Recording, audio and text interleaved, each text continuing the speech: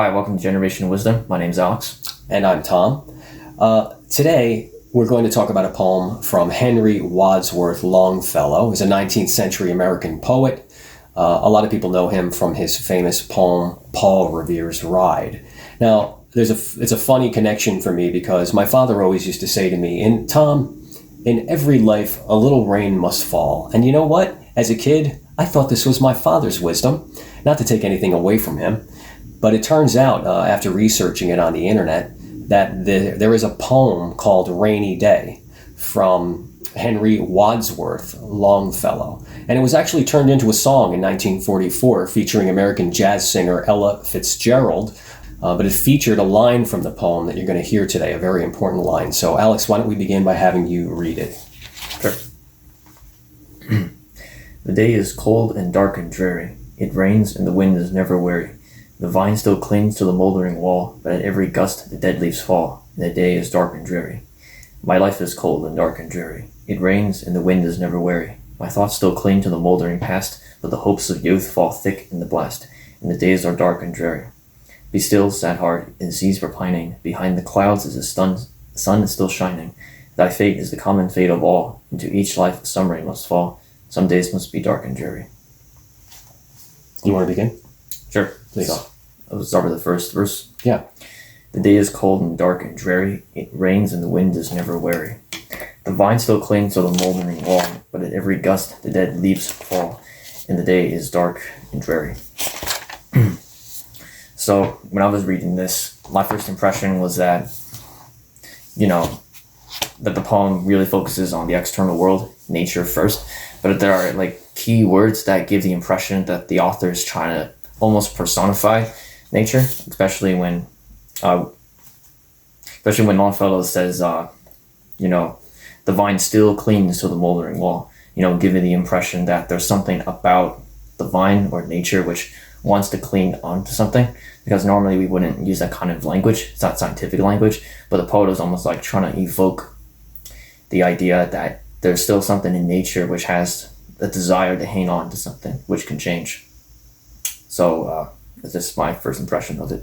How do you feel about that verse? Yeah, I agree with all that. I think that, of course, like every good poet, he is transporting our mood. He's setting the mood so that we can hear what his message is going to be. Obviously, at this point, it's, a very dark and gloomy day, and it's raining. But I agree with you. It's a very interesting line. The vine still clings to the mouldering wall. I had to look that word mouldering up. It actually means something that is decaying, especially something that's not taken care of, or by sort of wasting away naturally. And that's what's happening here. And I agree with you about the personification of nature and life. And I find it interesting, here's this man-made wall, okay, which man made to either protect or keep something out. But here's nature, beating away at it. The rain and the storm and the wall is mouldering. It's naturally decaying because of nature. And here's life, this plant, trying to cling to its life, and get away from the nature by clinging to something that is man-made, but it's no use. The wind gusts come and the rain comes and the leaves, what's the line? The dead leaves fall, but at every gust the dead leaves fall. So again, this is just a statement, in my opinion, about, nature. Man is no match for nature. So why don't we move on? Sure. Okay, so second stanza. My life is cold and dark and dreary. It rains and the wind is never weary. My thoughts still cling to the mouldering past, but the hopes of youth fall thick in the blast, and the days are dark and dreary. Over to you, Alex. Okay. So, obviously the second stanza, the author that begins talking about himself, and something he's talking about, the subject, the human being, not something that's external. So, it's interesting because the third line, my thoughts still cling to the mouldering past. It's interesting that he doesn't say, my thoughts cling to the mouldered past, as if this is completely past tense and the event is done and finished. Instead, it says mouldering, implying that the memory is still decaying in his head.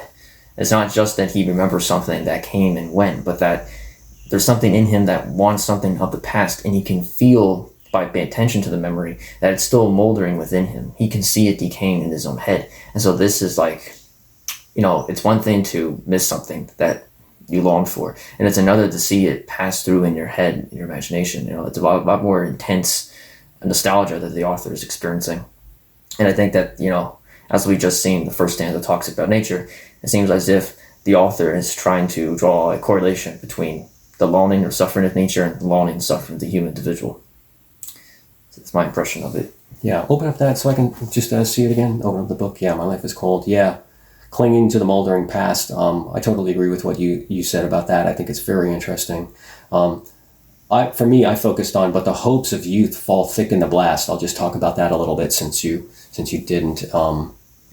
Again, I think that we try to hold on. We sort of build a wall and keep out sadness by trying to remember the good things, the good memories.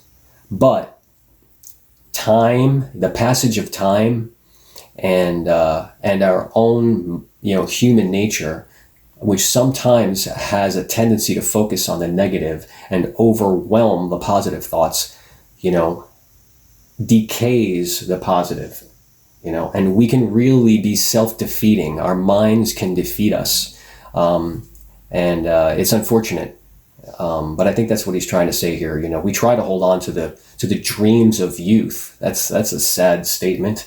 Hopefully most of us will achieve some of our dreams at least. Not all of them, unfortunately. That's just the way life goes. So that's a very innocent line. And at the same time, it's very sad to think that you had dreams when you were a kid and maybe you never fully realized them. But I think time wears you down.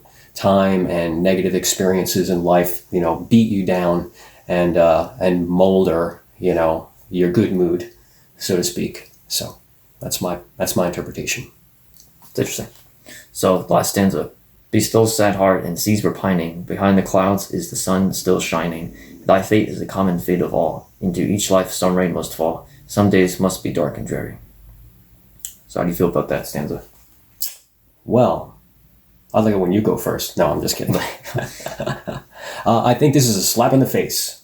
I think here comes the message.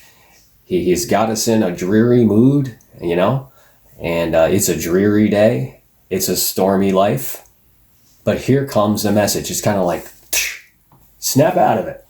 Okay? Be still, my sad heart. Because you think about it. Let's just take the stormy life, the stormy day analogy. We never think about this, but in the worst storm possible, the sun is still out there, at the center of our galaxy, shining away. It's still there. We just can't see it, and of course, the message here is, someday, the rain won't last forever. This stormy, moody day won't last forever. The clouds will dissipate, the rain will stop, and we will see the sun again. But don't forget, it's always there. It hasn't gone away. And so when you apply that to your life, the idea is, try not to wallow in sadness. It's okay to be sad. We're going to have these sad moments in every life. A little rain must fall. We're all going to have happy and sad times in our life. But when you are sad, try to remember that it won't last forever. Just like rain can't last forever. Wind can be fierce and blow and gust, but it can't do that forever. The good times will come. So that's what I think. Yeah, I definitely agree with that. But I think maybe this is a little bit of a technical point, but the sun is not only there behind the storm, it actually is present in the storm. By the very fact that you have the ability to realize that there's a storm that's occurring. If there were, say, complete darkness, how would you really know that there was a storm? Maybe you would feel certain sensations, but you wouldn't see anything. And so I think that the fact that you can be aware that there is a storm is part of what it means to get out of the storm, kind of embracing the storm. And, it's very important that, the first line of the stanza, be still, sad heart, and seas repining. It's not really clear whether the author is talking about his own heart or all of humanity's heart. And because he then says that thy fate is the common fate of all, I think he's talking about a heart which every human being has in common with, almost like a universal heart that everyone is sort of connected to. And I think that this is, and then, in conjunction, we can then say that the heart is not just the heart that concerns human beings, but the heart concerning nature as well, since one of the common themes of this poem is that nature and humanity are each reflecting each other, that they're two parts of one whole. And so, the fact that there is this heart that's not being specified as being one person or another, it implies as if this is something that's universal in every human being and is universal in nature as well. And then when we can see the analogies in nature, it can, how do I put this? When we look at nature and we see how the storms have their signs, like for example, when you see that the animals are chirping in a certain way, or that the leaves are unfolding or folding up, those are signs that we'd see that the storm is about to occur. And so if we can see the signs in nature that tell us when a storm's occurring, we can look at that in ourselves and be like, okay, I feel like as if a storm's about to come, I can prepare for it. And so in this way, we can look at nature as a warning signal. As a warning. Right. Yeah. And then to, find guidance in our lives. Yeah. And I like that. I just want to add that I agree. Like he says, it's the common fate of all, as you touched on. And,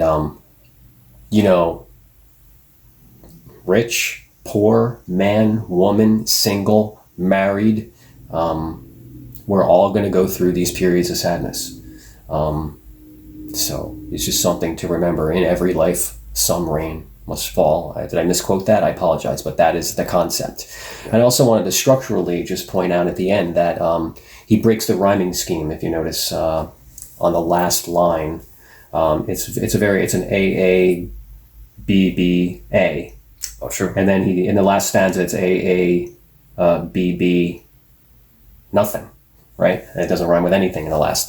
So it's like to me, it's like a slap in the face. It's like, okay, I've got you in this sing-songy trance, and now I'm going to put the brakes on this whole thing, and just hit you with my last line, which is to him, I guess, the most important. Some days must be, he says, must be dark and dreary. And again, it goes back to an idea that we've talked about before in other videos, where how can you know the good times if you don't experience the bad times? Some days must be dark and dreary.